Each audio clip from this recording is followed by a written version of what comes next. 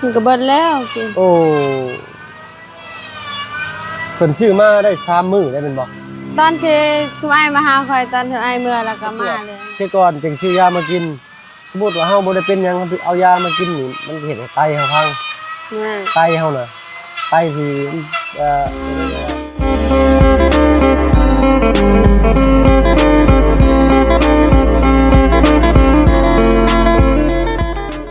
เห็นเจ้าไปใครแต่ลมน้ำดาวแน่เนาะแต่ท่านจะนักที่ว่าจังไรหวังเราโมเป็นว้าวเราก็โมเป็นเราไปเนาะเจ้าเอากำลังพานกบไม้อันเสานี่บากเรียบร้อยแล้วพี่น้อยเนาะมีแต่รอหามือยกพี่น้อยนะยกแล้วก็สิพากันเดินทางกลับบ้านก่อนเพราะว่าทางลูกพี่ทางเบาเตียงอะนะเนาะเพิ่นประกาศทางกลุ่มทีมงานนี่แหละพี่น้อยเนาะว่าผู้ใดมีรถก็พากันไผสิไปไผสิอาสาไปก็แก้เครื่องขึ้นท่าแขกไปซอยไผน้ำท่วมพี่น้อยเนาะตัวก็เลยสิพากันกลับก่อนเนาะไปมาอันเบิ่งเรียกเบิ่งงานซิก่อนเนาะน้องลังดีทั้งน้องลังให้ล่ะคือซุ่งเมื่อยๆแท้มื้อนี้เมื่อยบ่บ่ได้มือบ่ได้เมื่อย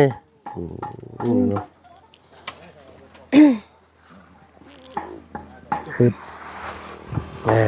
ใส่โอ้บ่มีบ่นั่งช้ำบัดนี้เนาะไอ้นั่งนี่ก็ได้มานั่งอบรมกับน้องจริงๆได้ก่อนพี่น้อยเนาะก่อนอื่นถ้าว่าเพิ่งก็ทักทายเด้อพี่น้องเด้อเนาะทักทายหมู่เพื่อนกันเบิดสุคนเนาะเตรียมโลดบาดนี่เดี๋ยวนี้เด้อเตรียมโตยกเพื่อนเด้อประกอบแล้วมืออื่นประกอบแล้วก็ยกมือฮื้อยกน่าจะได้มือฮื้อพี่น้อยเนาะจันทร์คานพุธพฤหัส2 มื้อ 3 มื้อนี่วันใดดีเด้พี่น้อยเนาะบ่แล้วบ่ได้ไปซ้ำเนาะเลี้ยงงัวเนาะเราเพิ่นถ้าอยู่หับทางทีมงานเพิ่นพี่น้อยเนาะนั่นว่ามีเวียกทางผู้ใหญ่เพิ่นแบบด่วนได้ใช่ได้เนาะอยากให้น้องรันเบิ่งอันนี้นะพี่น้อยเนาะนั่นแหละนกแล้วนี่ซุมอ้ายก็สิพากันกลับได้นี่มันกลับอะไรสิกลับอะไรเนี่ยกลับไปนี่แหละน้ำท่วมเด้ก็สิพากันไปแก่เครื่องไปทักแขกพี่น้อยเนาะเมืองจังเกาะเมืองบุรพาบ่ยกแล้วใส่เสื้อกะซีแล้วบ่หรือว่ายกซื่อยกตั้งขึ้นซื่อๆนี่แหละนะยกตั้งขึ้นซื่ออะไรก็ให้ทางช่างเป็นประกอบไว้ให้มันแน่นหนาอะไรก็จึงพากันเมื่อนะเนาะไปน้ำบ่อถักแขกไปน้ำบ่อไปจุฬามีเบี้ยมีเบี้ยไปแจกเครื่องช่วยคนน้ำท่วมไปบ่มีเบี้ยอย่าไปยุ่งมีเบี้ยเนาะทางปะลุงเพิ่นว่าเรื่องชื่อเจ้าเด้อชื่อลังนั่นดีแล้วเพิ่นว่าเนาะมีแต่ความโชคดีเข้ามาเพิ่นว่าแล้วก็มีชื่ออีกจังก็นิรันดร์บ่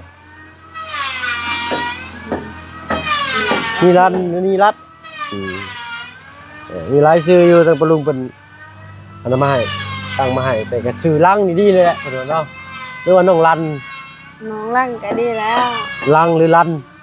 ลังเนาะลังดีแล้วเพิ่นว่าเนาะได้แล้วได้การแล้วพี่น้อยเนาะแต่ชื่อเมย์แล้วชื่อจังเกาะบ่าวลืมเลยแม่จ้าน่ะชื่อเมย์พลอยพี่น้อยเนาะพลอยไพลินนะสื่อเพิ่นก็ทันสมัยอยู่เนาะแล้วผมนี่ถ้าผมแบบเป็นลูกสาวคนเดียวเด้บ่มีผู้ใดเลยเพิ่นคนเดียวมีแต่เพิ่นนี้เป็นลูกสาวคนเดียวเนาะลูกสาวเดียวญาติพี่น้องเพิ่นก็เสียไปแล้วพี่น้อยเนาะมีแต่เพิ่นผู้เดียวเบิดเลยอันนี้บ่ได้เสียบ่มีบ่มีเลยทั้งพ่อทั้งแม่แล้วได้ซะนี่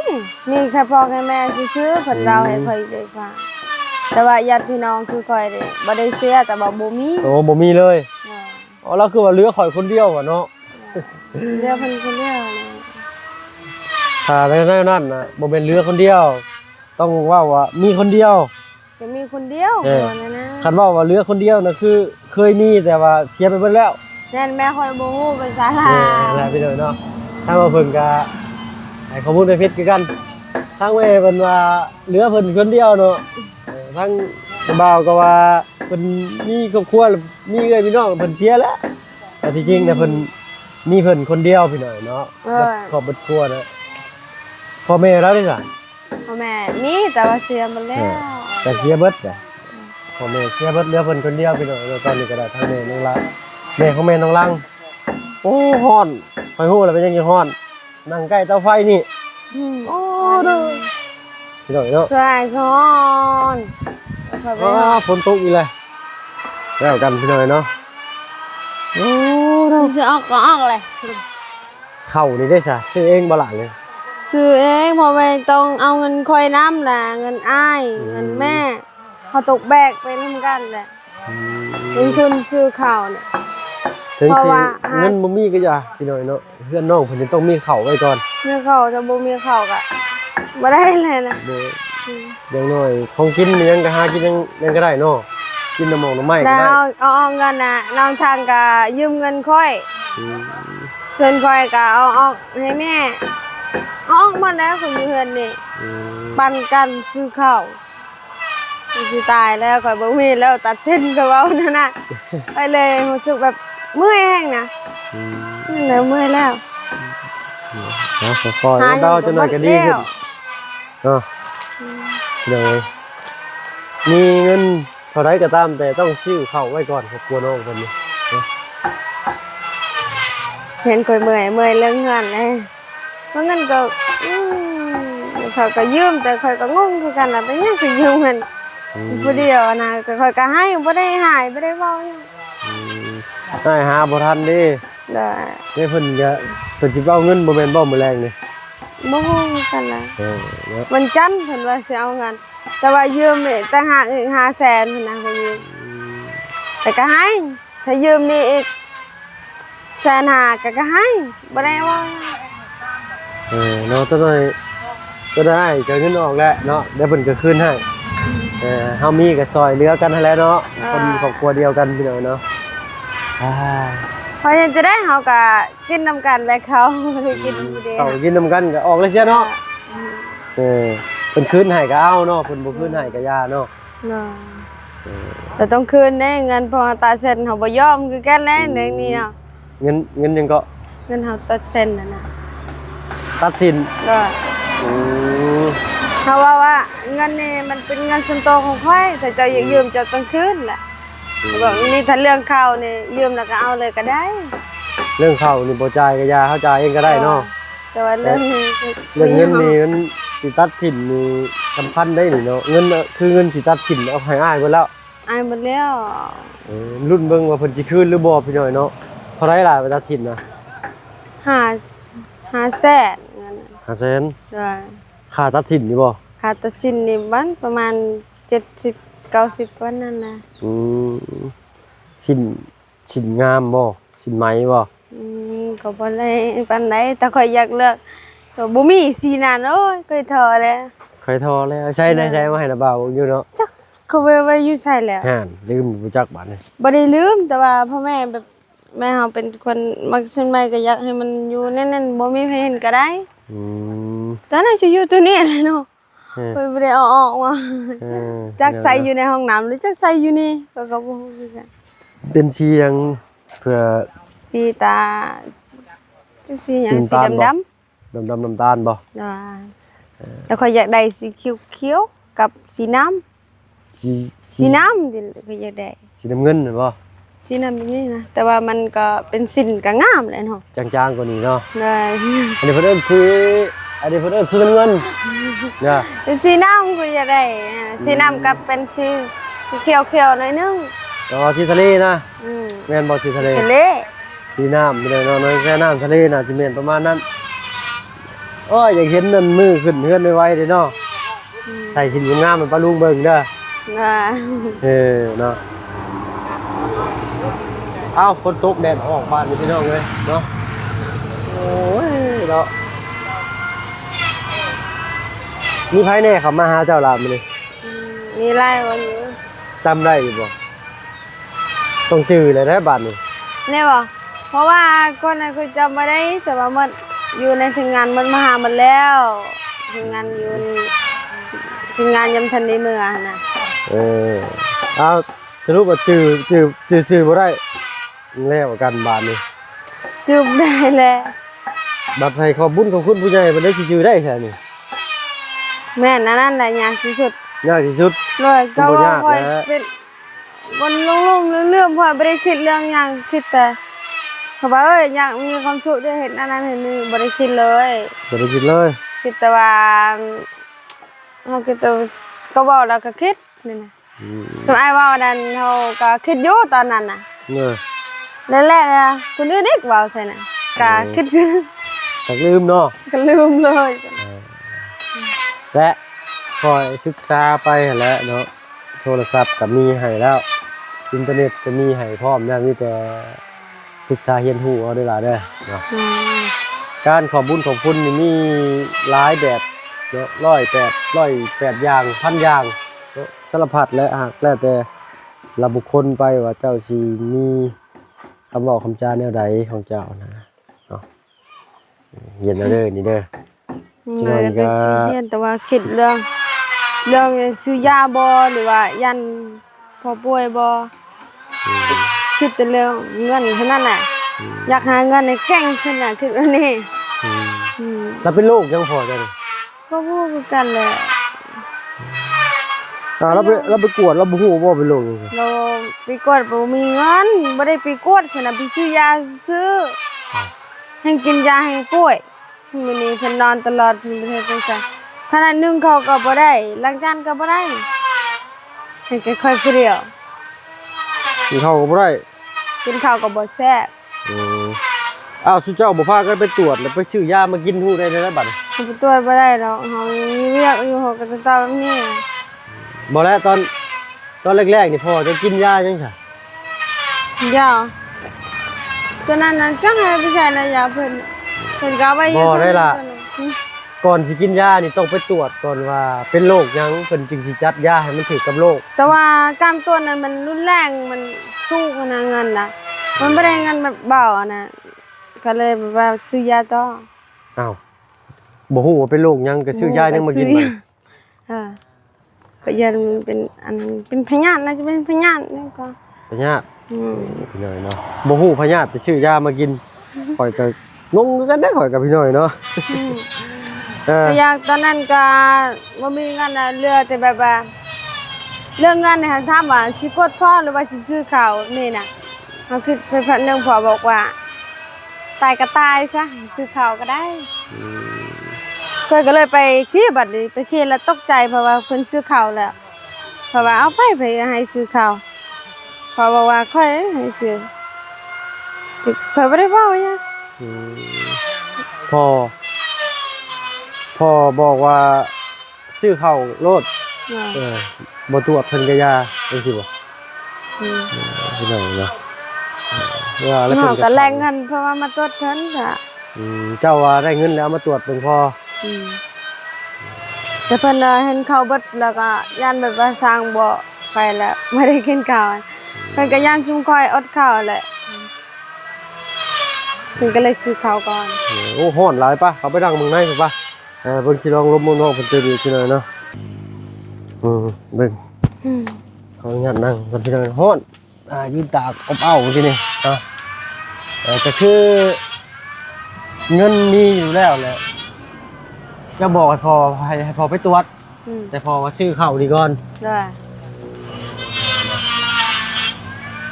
คือทางครอบครัวเพิ่นน่ะพี่น้อยเนาะบ่ได้ตรวจโรคแต่ว่าไปซื้อยามากินบ่สงสัยนี่บอกแค่อาการทางหมอทางแพทย์เพิ่นว่าข่อยเป็นอันนั้นเป็นอันนี้เพิ่นก็จัดยาให้ตามจริงนี่ต้องเอามาเบิ่งอยู่หลายยานะ โอ้ยาตัวนั้นน่ะบ่ ไปจิบมาเบิ่ง ยาตัวนั้นให้กินให้ ตามจริง ป่วย นี่เฮาเกี่ยวกับภายในนี่เฮาต้องตรวจก่อนถึงซื้อยามากิน อันนี้เพิ่นบ่ได้ตรวจบ่ได้หยังเลยนะ ให้ มีแต่ กินให้หนักให้กินให้หนัก ยังกินยาบ่ถูกแล้วไปซื้อยาจะมากินอันนี้ โอ้โหยาหยังแบบนี้เขาบ่ได้ตรวจบ่ได้ยาเพิ่น อืม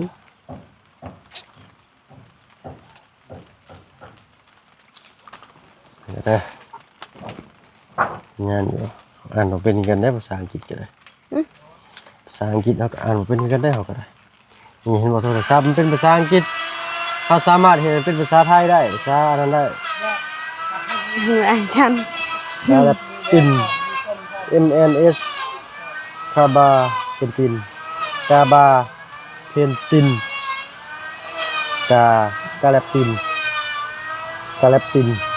ไม่คืออ่านบางทีเนาะบางทีมันก็บ่ถูกเสมอไป มันก็เบิดแล้วกิน โอ้เพิ่นชื่อมาได้3มื้อได้เป็นบ่ ตอนที่สุไอมาหาคอยตอนที่ไอเมื่อแล้วก็มาเลยนะวันนั้นคุยอยู่บ่ 4-5 มื้อ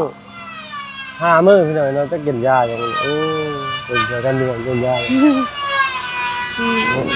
เรากินยาปุถุที โอ้แม่นแล้ว ยาพื้นเมืองลาวอะไรเราว่าบ่จักคือกัน นี่เป็นภาษาไทยนี่ ฮะ ตัวนี้เป็นภาษาไทย เอ้ย ตาลาว จ้า ตาลาวแล้ว จะเป็นหยังเป็นกระเพาะ ยาดีกระเพาะ เกิดเพิ่นบ่ได้น่าจะบ่ได้เป็นกระเพาะสินะ บ่ได้เป็นกระเพาะซื้อยากระเพาะมากิน เออบ่คือกันแหละ มันบ่แปลกพี่น้อยที่ทางบ้านเพิ่นเป็นโรคกระเพาะนะเพราะว่ามีแต่หน่อไม้เนาะมีแต่หน่อไม้อดข้าวหน่อไม้อดข้าวหน่อไม้มีแต่กินหน่อไม้แห่งโตเกิดโรคกระเพาะเลยพี่น้อยเนาะแกงหน่อไม้นี่แห่งกระเพาะขึ้นครับตัวเหี่ยวออกฮ้อนบ่ บ่เลิกก็ค่ะ เนาะและเพิ่นบ่ฮู้สาเหตุว่าเป็นย้อนหยังเป็นโรคหยังจักเพิ่นชื่อยาจังมากิน บ่รู้คือกัน งงเลยข่อย คอยก็เลยเมื่อยแบบนี้ว่าเป็นหยังเจ้าคือเมื่อยตลอดแล้วก็บ่ได้เมื่อยเรื่องนั้น เหนื่อยน้ำพ่อเนาะ เมื่อยน้ำกุกขั่วน่ะเรื่องเฮ็ดเวียกข่อยบ่ได้เมื่อย อยากจังสักสิบอกเพิ่นอะไรแนะนำเพิ่นอะไรพี่หน่อยเนาะเพิ่นจริงสิไปตรวจเบิ่งมื้อหน้าขี่รถจักรไปซื้อยาหมอเพิ่นบอกว่าได้ซะ โมเพิ่นบ่ได้บอกให้เลย เอาเพิ่นคือฮู้ว่าล้างถ้วยก็บ่ได้นึ่งข้าวก็บ่ได้ พูดแหละเพราะว่าเขาเบิ่งท่าทางเพิ่นแล้วน่าสิบ่ไหวอะนะโอ้โหเดี๋ยวค่อยบ่บอกค่อยบ่ป้าค่อยบ่เว้าเด้เขาฮู้แล้วค่อยบ่เว้าถ้าเฮาบ่ฮู้นี่แหละเฮาถามโอ้ยถ้าเฮาฮู้แล้วบ่เว้า ไปตรวจเทื่อหนึงนี่เท่าไดซะบ่เคยตรวจจักเทื่อเลย บ่เคย บ่เคยตรวจเนาะตามจริงนี่เด้อก่อนที่ซื้อยามากินนี่ต้องฮู้อาการเจ้าของก่อนต้องถามหมอก่อนหรือว่าหมอถามเจ้าว่าเจ้าเป็นมีอาการใดๆแน่คือเจ้าปวดหัวแล้วจะไปซื้อยาแก้หวัดมากินมันก็บ่เซาเลย เฮาคือกันแหละ เนาะมันต้องไปตรวจเสียก่อนจึงซื้อยามากินสมมุติว่าเฮาบ่ได้เป็นหยังเอายามากินนี่มันเฮ็ดให้ไตเฮาพัง นั่น ไตเฮาน่ะไตที่เรียกว่าอะไรไตที่ผลิตเลือดผลิตลมผลิตหยังให้เฮานะมันก็สิแนวกันต้อง3ทิศนะในร่างกายคนเฮานี่มันก็สิอุดตันมันก็สิเจ็บปวดแล้วก็เป็นโรคไตแล้วบัดนี้กินยาหลายก็บ่ดีเป็นโรคไตพังนะ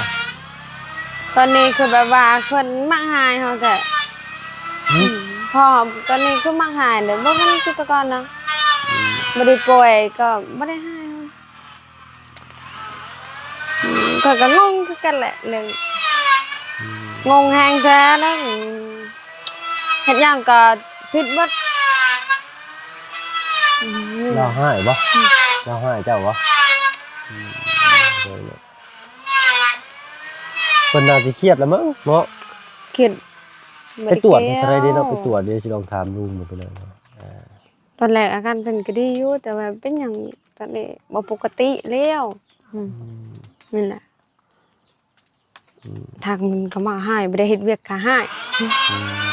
ตอนแรกบ่ได้เฮ็ดเวียกก็บ่เป็นหยังเพิ่นว่าแบบนี้ก็เลยเริ่มงงแล้วบัดนี้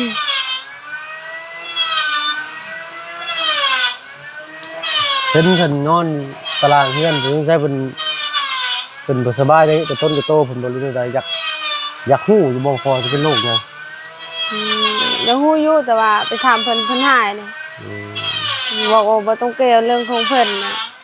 เพิ่นแบบนี้นะเพิ่นก็เป็นคนนิสัยแบบนี้อยู่แล้วบ่ต้องให้แบบว่าลูกเป็นห่วงหรือว่าอายเป็นห่วงนั้น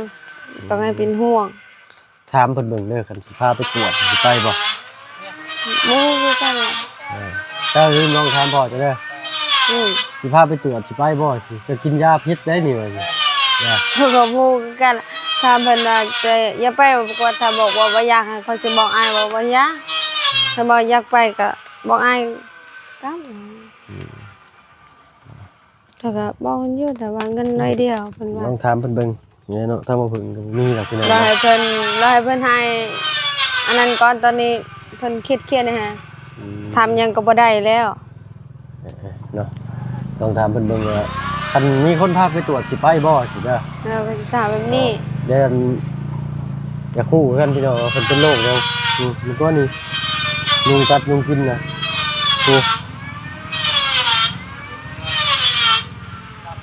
ยุงมันลายพี่น้องเนาะเดี๋ยวสิจะได้ก็เดี๋ยวสิลองถามทางลุงเบิ่งเติมพี่น้องเนาะเพราะว่ามันทำเรือก็เป็นอยากฮู้คือกันว่าเพิ่นเป็นโรคหยังเดินผ่านอยู่หลังจากเรียนนิทานไปแล้วพุ่นแหละ นั่นเพิ่นว่านั่นว่าใส่เทื่อเฮ็ดอันนั้นแล้วก่อนถึงค่อยสิบอกแบบนี้นะแต่แบบนั้นน่ะเพิ่นว่าแบบอันนั้นรอเฮ็ดแล้วก่อนถึงค่อยสิบอกทีมงาน จับตะไนเลยบ่ บ่ต้องวุ่นวายนะเพิ่นบอกว่าต้องยาก บอกแล้วเนาะบางเทื่อบางทีแบบเป็นที่ดิฉันมันอยู่บ่ฮอดเพิ่นแล้วดิจ้ะอันนี้บ่ต้องเว้าดิฉันแข่งเป็นแล้วพี่น้องบ่ได้ขอไปหลาย เงินข่อยก็คิดแบบนั้นคือกัน ๆเว้ากับพี่นอนเจ็บอยู่ใต้ตารางเนาะบางคนก็เม่นพี่น้องเนาะว่าทั้งบ่อน้องลังนี่เพิ่นบ่ได้ค่อยเฮ็ดเวียกเนาะจะแกล้งป่วยบ่ได้เฮ็ดเวียกจังซี่เนาะ บ่ได้แก่ เพิ่นอาจสิเป็นอีหลีแหละแล้วเฮาก็อยากฮู้บัดนี้แม่ว่าเพิ่นเป็นโรคหยังในเมื่อเพิ่นไปซื้อยากระเพาะมากินแต่ว่ามัน ต บ่ อน หาย ยังมันทันได้มาเฮือนนี่เวลาข่อยนอนเฮือนข่อยก็รู้สึกแบบว่าเวลาเพิ่นป่วยหนักเพิ่นเรียกห้องนั่นเรียกห้องหยังก็บ่ฮู้ข่อยก็บ่เข้าใจคือกันข่อยเบิกแล้วก็คืออยากให้แหละให้ผู้เดียว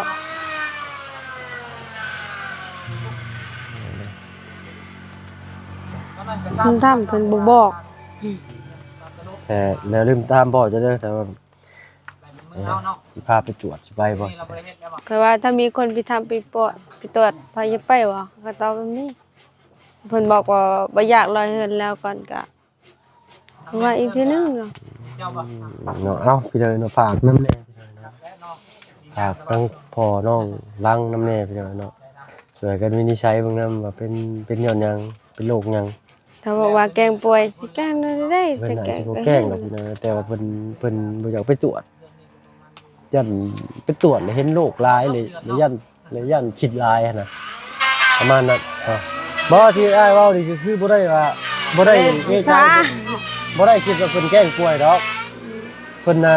ป่วยอีหลีเลยอยากฮู้ว่าเพิ่นน่ะเป็นโรคหยังซื่อๆนะพี่น้อง นะ เนาะ ข่อยก็อยากงูแต่ว่าข่อยเจอแล้ว เพิ่นคือไปซื้อยาอันนี้มากินแล้วมันถือกับโรคบ่นะเนาะ เขาจะบอกว่าไม่ถึงแบบว่าไอ้สิบอกว่าแกงป่วยแต่ข่อยบ่เชื่อเพราะว่าข่อยได้เห็นมันแล้วป่วยอีหลีได้ยินเสียงแน่แล้วว่าได้ยินทุกสิ่งทุกอย่างเพิ่นเว้าก็ได้ยินหมดแล้วข่อยแกล้งนอนซื่อ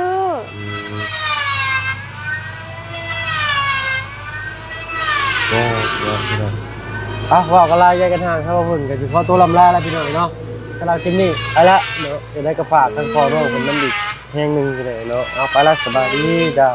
ไปละไม่อายมา ๆโอ้รักทำไม โอ้เนาะเด็ดมาพี่น้องฮะคนซื้อหน่อไม้ยังบ่มาป่ะป้าพี่น้อยเนาะหน่อไม้แล้วเอ้าฮักแล้วได้อยี่รอก3 โลได้เยอะเนาะ